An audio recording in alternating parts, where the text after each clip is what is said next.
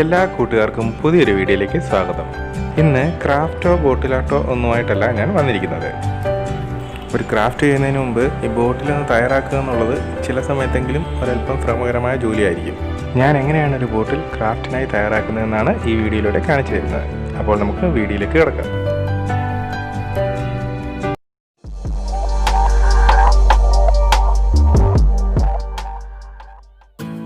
പുതിയ ഒരു ബോട്ടിൽ നമ്മളുടെ കയ്യിൽ കിട്ടുകയാണെങ്കിൽ തന്നെ നമുക്കൊരു ബോട്ടിലാട്ട് ചെയ്യുന്നതിന് വേണ്ടിയിട്ട് ഇതിനെ തയ്യാറാക്കുന്നതിന് പ്രധാനമായിട്ടും രണ്ട് കാര്യങ്ങൾ ശ്രദ്ധിക്കേണ്ടതായി വരും. ഒന്ന്, ആ ബോട്ടിലെ സ്റ്റിക്കർ ഇളക്കുക എന്നുള്ളത്. മറ്റൊന്ന്, ഈ സീൽഡ് ക്യാപ്പ് ആണെന്നുണ്ടെങ്കിൽ അത് റിമൂവ് ചെയ്യുക എന്നുള്ളത്. നമുക്ക് ആദ്യം സ്റ്റിക്കർ ഇളക്കാൻ എന്ത് ചെയ്യണമെന്ന് ആദ്യം നോക്കാം. കൂടുതൽ ബോട്ടിലിനെ സ്റ്റിക്കർ ഇളക്കുന്നതിന് വേണ്ടിയിട്ട് ഈ പറയുന്ന മെത്തേഡ് സ്വീകരിക്കുകയാണെന്നുണ്ടെങ്കിൽ നമുക്കത് പെട്ടെന്ന് തന്നെ ക്ലീൻ ചെയ്തെടുക്കാൻ സാധിക്കും. ഈ സ്റ്റിക്കർ നനയത്തക്ക രീതിയിൽ ബോട്ടിലിനെ ഒരു 2 മണിക്കൂറോളം വെള്ളത്തിൽ മുക്കിയിടുക.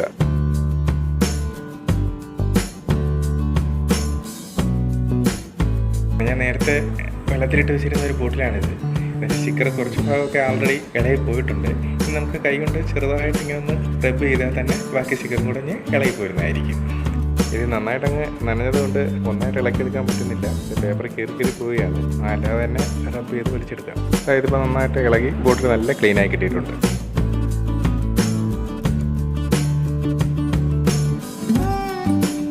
ചിലതിൽ സ്റ്റിക്കർ 2 ലെയറായിട്ട് ഇളകി വരും. അത് കാര്യമൊന്നുമില്ല. ഒരെണ്ണം ഇളക്കി കളഞ്ഞതിന് ശേഷം അടുത്തത് കൈ കൊണ്ട് തന്നെ ഒന്ന് റബ്ബ് ചെയ്ത് കഴിഞ്ഞാൽ ബാക്കിയും കൂടി പോരുന്നതായിരിക്കും.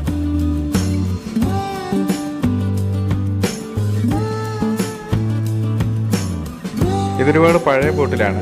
ഇതിൻ്റെയൊക്കെ ചിലപ്പോൾ ഇളകി വരാൻ ഇച്ചിരി പ്രയാസമായിരിക്കും. അങ്ങനെയാണെന്നുണ്ടെങ്കിൽ നമ്മളൊരു സ്ക്രബ്ബർ എടുത്ത് അതിനകത്തൊരല്പം ഡിഷ് വാഷും കൂടെ പുരട്ടി ഒന്ന് റബ്ബ് ചെയ്ത് കൊടുത്താൽ മതി. പെട്ടെന്ന് തന്നെ അതിന് ഇളകി ക്ലീനാക്കി കിട്ടുന്നതായിരിക്കും.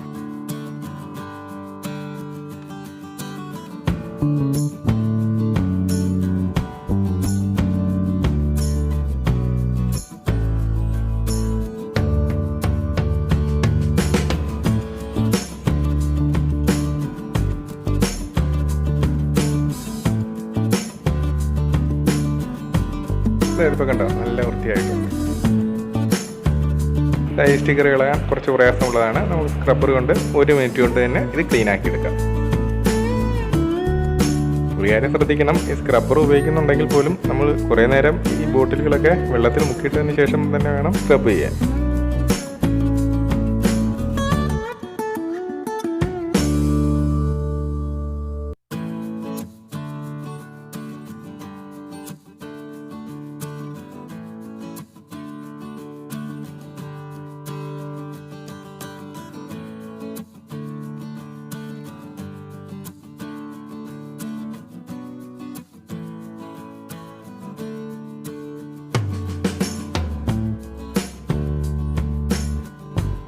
ഈ ബോട്ടിലിൻ്റെ ഉള്ളിൽ നല്ല അഴുക്കുണ്ട്. ഇതിപ്പം ക്ലീൻ ചെയ്യുന്നതിന് വേണ്ടിയിട്ട് ഞാൻ ഈ ബോട്ടിലിനുള്ളിലേക്ക് ആദ്യം കുറച്ച് മണലിട്ട് കൊടുക്കുകയാണ്. കുറച്ച് മണലും ഇട്ടു. ഇതിൻ്റെ കൂട്ടത്തിൽ കുറച്ച് ഡിറ്റർജൻറ്റ് പൗഡറോ ഡിഷ് വാഷോ ഏതെങ്കിലും കുറച്ച് വെള്ളവും കൂടി ഒഴിച്ച് നന്നായിട്ട് അങ്ങ് ഷേക്ക് ചെയ്തെടുക്കുക. ബോട്ടിലിനുള്ളിൽ എല്ലാ ഭാഗത്തും മിശ്രിതം എത്തുന്ന രീതിയിൽ തന്നെ നന്നായിട്ട് അങ്ങ് ഷേക്ക് ചെയ്യണം. ഉള്ളിലെ അഴുക്കെല്ലാം പോയിട്ടുണ്ട്. ഇനി നമുക്കിത് നന്നായിട്ട് വെള്ളം ഒഴിച്ചങ്ങ് കഴുകിയെടുത്താൽ മതി. ഇപ്പം നമുക്ക് ബോട്ടിലെ ചെളിയ അഴുക്കും എല്ലാം പോയി പുതിയതുപോലെ തിളങ്ങുന്നില്ലേ. ഇതൊരു പ്ലാസ്റ്റിക് സ്റ്റിക്കറാണ്. ഇത് കുറേ നേരം ബോട്ടിൽ വെള്ളത്തിലിട്ട് വെച്ചതിന് ശേഷം ഇത് വലിച്ചങ്ങ് എടുക്കാവുന്നതേ ഉള്ളൂ. വളരെ എളുപ്പം തന്നെ നമുക്ക് റിമൂവ് ചെയ്തെടുക്കാം. ഇത്രയൊക്കെയാണ് പ്രധാനമായും ബോട്ടിൽ ക്ലീൻ ചെയ്യുന്നതിന് ശ്രദ്ധിക്കേണ്ടത്. നമുക്കിനി ഈ ബോട്ടിൽ പ്രിന്റ് ചെയ്തത് എങ്ങനെ നീക്കം ചെയ്യാമെന്ന് നോക്കാം. ഞാനിവിടെ കുറച്ച് തിന്നർ എടുത്തിട്ടുണ്ട്. ഇത് സാധാരണയായി ഇനാമൽ പെയിൻറ്റ് ഡൈല്യൂട്ട് ചെയ്യുന്നതിനും പെയിൻറ്റിംഗ് ബ്രഷ് വൃത്തിയാക്കുന്നതിനും മറ്റൊക്കെ ഉപയോഗിക്കുന്നതാണ്. ഇതെല്ലാ പെയിൻറ്റ് കടകളിലും ലഭിക്കുന്നതാണ്. ഈ ഒരു ബോട്ടിലിന് ഏകദേശം 80 രൂപയോളം വിലയുണ്ട്. ഈ തിന്നർ ഒരു ബ്രഷിൽ മുക്കി ഈ പെയിൻറ്റഡ് പോർഷനിലെല്ലാം ഒന്ന് അപ്ലൈ ചെയ്ത് കൊടുക്കണം. എന്നിട്ട് ഇതൊരു 5 മിനിറ്റോളം നമുക്കൊന്ന് വെയിറ്റ് ചെയ്യണം. ഇനി ഞാനൊരു പഴയ ടൂത്ത് ബ്രഷ് എടുത്ത് നന്നായിട്ട് അങ്ങ് റബ്ബ് ചെയ്ത് കൊടുക്കുകയാണ്. കുറച്ച് നേരം റബ്ബ് ചെയ്യുമ്പോഴത്തേക്ക് ഇതിലെ പെയിൻറ്റുകളെല്ലാം അങ്ങ് ഇളകി പോകുന്നതായിരിക്കും.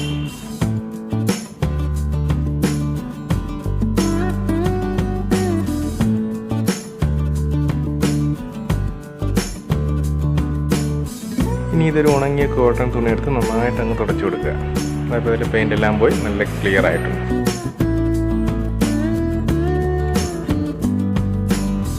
വേറൊരു മെത്തേഡ് ഉപയോഗിച്ച് നമുക്ക് ഈ പെയിൻറ്റ് നീക്കം ചെയ്യാവുന്നതാണ്. ഞാനിവിടെ ഈ ബോട്ടിൽ കിടക്കത്തക്ക രീതിയിലുള്ള ഒരു ചെറിയ കണ്ടെയ്നർ എടുത്തിട്ടുണ്ട്. ഇതിലേക്ക് കുറച്ച് വിനെഗർ ഒഴിച്ചു കൊടുക്കുകയാണ്. എൻ്റെ കയ്യിലിപ്പം കുറച്ച് ക്വാണ്ടിറ്റി മാത്രമേ ഉള്ളായിരുന്നു. നമുക്ക് അതിൻ്റെ ആവശ്യമേ ഉള്ളൂ. നമ്മുടെ ഈ ബോട്ടിലെ പ്രിൻറ്റഡ് പോർഷൻ ഒന്ന് കവർ ചെയ്ത് നിൽക്കുന്ന രീതിയിൽ ഒന്ന് കിടക്കണം. അത്ര മാത്രം മതിയാവും. ഒരു 10 മിനിറ്റോളം ഈ വിനെഗറും പെയിൻറ്റഡ് പോർഷനും തമ്മിലൊരു കോൺടാക്റ്റിൽ ഇരിക്കണം. ഇതിപ്പോൾ ഒരു 10 മിനിറ്റ് കഴിഞ്ഞിട്ടുണ്ട്. ഞാനിവിടെ ഒരു സ്റ്റീൽ സ്ക്രബ്ബർ ഉപയോഗിച്ച് ഇത് നന്നായിട്ട് തേച്ചൊരച്ചാൻ കളയുകയാണ്.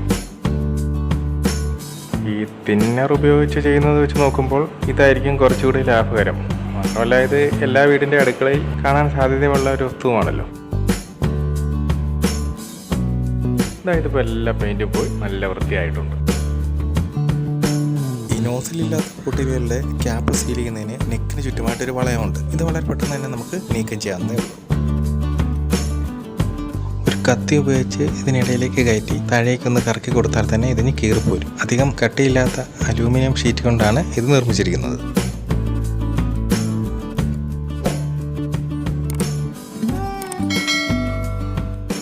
ഇനി ഈ സീൽഡ് ബോട്ടിൽ ക്യാപ്പുകൾ എങ്ങനെ നീക്കം ചെയ്യാമെന്ന് നമുക്ക് നോക്കാം. ഞാനിവിടെ ഒരു കാൻഡിൽ കത്തിച്ച് വെച്ചിട്ടുണ്ട്. കത്തിയുടെ അഗ്രഭാഗം ഇതിലേക്ക് കാണിച്ച് നന്നായിട്ടങ്ങ് ചൂടാക്കിയെടുക്കണം.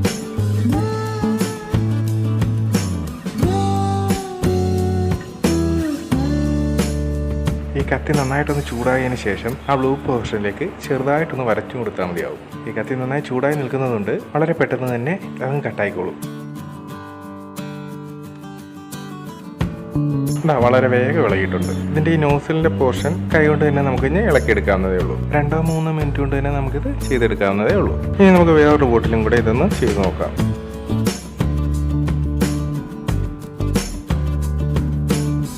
ഈ പുറത്തെ കവറിങ് വളരെ വേഗം തന്നെ നമുക്ക് ഇനി ഇളക്കിയെടുക്കാൻ പറ്റി. പക്ഷേ ഇത് നേരത്തെ കട്ട് ചെയ്ത ബോട്ടിലെ നോസിൽ കണക്കല്ല. ഇതിനകത്ത് അഡീഷണൽ ഒരു സീലിങ്ങും കൂടെ ഉണ്ട്. കത്തി ഒന്നുകൂടി ഒന്ന് ചൂടാക്കി നമുക്ക് ആ സീലൊന്ന് ബ്രേക്ക് ചെയ്തെടുക്കാം. ഇങ്ങനെ കത്തി ഉപയോഗിക്കുമ്പോൾ സൂക്ഷിച്ച് ഉപയോഗിക്കുക. ദേഹത്തൊന്നും കൊള്ളാതെ പ്രത്യേകം ശ്രദ്ധിക്കുക.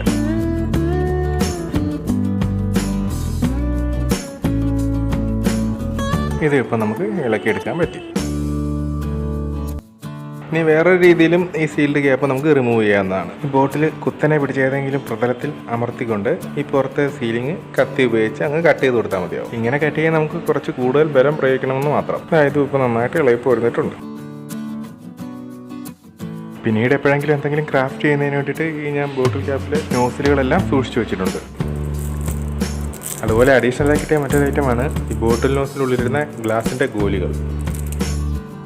ഇങ്ങനെ പ്രാഥമികമായിട്ടുള്ള കുറേ കാര്യങ്ങൾ ചെയ്തതിന് ശേഷമാണ് നമ്മൾ ഓരോ ബോട്ടിൽ ക്രാഫ്റ്റും തുടങ്ങുന്നത്. പലരും ചോദിച്ചു കേട്ട ഒരു ചോദ്യമാണ് ഇത്രമാത്രം ബോട്ടിലുകൾ എവിടെ നിന്ന് ലഭിക്കുന്നതെന്ന്.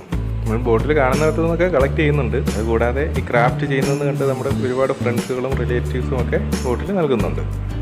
പിന്നെ എടുത്തു പറയേണ്ട ഒരു കാര്യം, ഒരിക്കൽ ഒരിടത്തു നിന്ന് ഒരു ബോട്ടിൽ കളക്ട് ചെയ്യുന്നത് കണ്ടപ്പോൾ ഒരു പരിചയമില്ലാത്ത ഒരു എക്സ് മിലിറ്ററിക്കാരനായ ചേട്ടൻ പുള്ളിയുടെ വീട്ടിലേക്ക് വിളിച്ചുകൊണ്ട് പോവുകയും ഒരു 3 ചാക്ക് നിറയെ ബോട്ടിലുകളാണ് തന്നത്. ആ ചേട്ടൻ ഒരുപാട് നന്ദി. വെറും 2 ബിയർ ബോട്ടിലിൽ ക്രാഫ്റ്റ് തുടങ്ങിയ ഞാനാണ് ഇപ്പോൾ ഇത്രമാത്രം ബോട്ടിലുകളൊക്കെ നമ്മുടെ കയ്യിൽ എത്തിച്ചേർന്നിട്ടുണ്ട്. ഞാൻ ആദ്യമായിട്ട് ചെയ്ത ബോട്ടിൽ ക്രാഫ്റ്റ് എന്ന് പറയുന്നത് കോഫി പൗഡറും പേപ്പറും ഉപയോഗിച്ചുകൊണ്ടുള്ള ഒരു ക്രാഫ്റ്റായിരുന്നു. കണ്ടിട്ടില്ലാത്തവരൊന്ന് കാണാൻ ശ്രമിക്കുക. ഈ കിട്ടുന്ന ബോട്ടിലുകളൊക്കെ തന്നെ അതേപോലെ വെച്ചിരിക്കാതെ ഇങ്ങ് ക്ലീൻ ചെയ്ത് സൂക്ഷിക്കുക എന്നുള്ളതാണ് എൻ്റെ ഒരു ശീലം. ഞാനിന്ന് ഈ കാണിച്ച പല പ്രവൃത്തികളും നിങ്ങൾക്ക് പലർക്കും അറിയാവുന്നതായിരിക്കും. ഞാനെങ്ങനെയാണ് ഒരു ബോട്ടിൽ ഒരുക്കുന്നതെന്നത് കാണിച്ചെന്ന് മാത്രം. പിന്നെ ഇതിനെക്കുറിച്ച് അധികം അറിയാത്തവർക്ക് ഒന്ന് മനസ്സിലാക്കട്ടെ എന്നും വെച്ചു. ഈ വീഡിയോ ഇഷ്ടമായിട്ടുണ്ടെന്നുണ്ടെങ്കിൽ ഒന്ന് ലൈക്ക് ചെയ്യുക. നിങ്ങളുടെ വിലയേറിയ അഭിപ്രായങ്ങളും നിർദ്ദേശങ്ങളും കമൻറ്റുകളായി രേഖപ്പെടുത്തുക. അപ്പോൾ ഇനി പുതിയൊരു വീഡിയോയുമായി കാണുന്നവരിക്കും ഗുഡ് ബൈ.